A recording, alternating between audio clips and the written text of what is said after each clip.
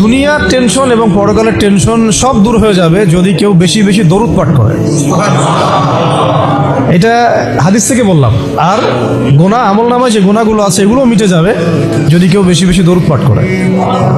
একজন সাহাবী রাসূল সাল্লাল্লাহু আলাইহি ওয়াসাল্লামকে বলেছিলেন, ইয়া রাসূলুল্লাহ, আমি আমার দোয়ার মধ্যে কতটুকু দরুদ পড়ব?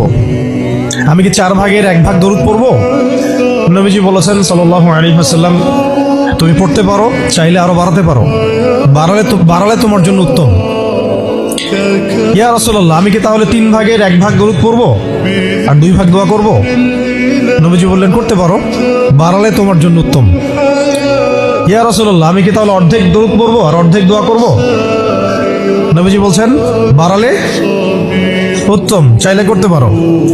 ইয়া রাসূলুল্লাহ, আমি কি তাহলে সারা আমার পুরো দোয়াটাই শুধু দরুদই পড়বো আপনার উপরে?